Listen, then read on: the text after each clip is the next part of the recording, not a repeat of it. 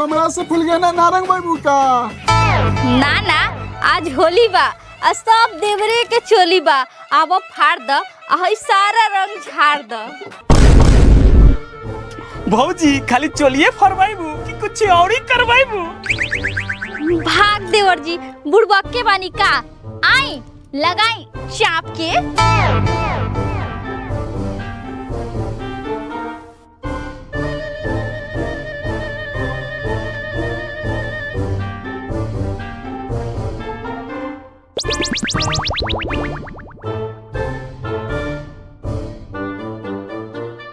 ए भौजी गाल तो तोहर पूरा खानी बा, मन तो करत है कचकचा के काट ली।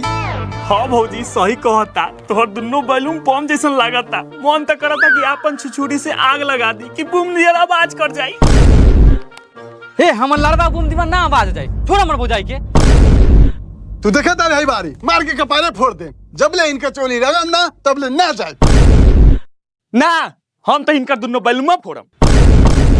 वो लोग तो साफे छिनारे बानी क्योंकि हम देवर जी के मनावत नहीं। देवर जी लगावे दी ना, आज होली बा, रोज रोज लगावे थोड़ी आई है। दिन में ई सब के लगावे दी और रात के हई मशीन के सर्विस रहुए ना करब रंग डाल के। साचो का भौजी? एकदम सच्ची मुची कसम से। ठीक बा लगवावा लगवावा। लगाई देवर जी।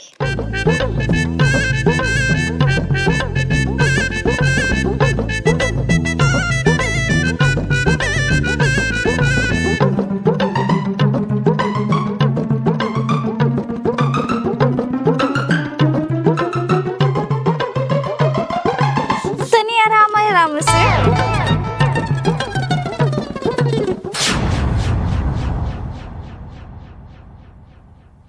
पुतो ए पुतो तनी खाना ले आवा। अरे बाप रे बाप, बाबूजी आ गए नहीं। जाए जाए बाद में आए न तो बाबूजी देख लें तो गाड़ फाड़ दे। रुका पुतहिया जब तक खाना लेके आवता तब तक बुरा पर पानी छीट लेता नहीं।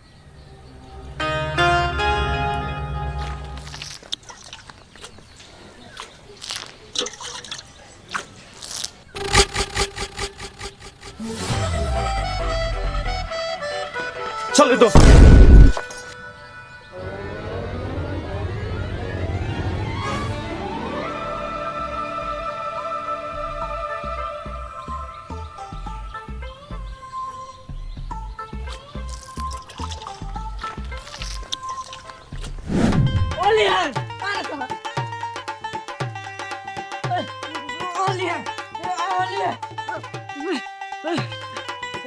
साला हमरा के कमजोर समझ लिया।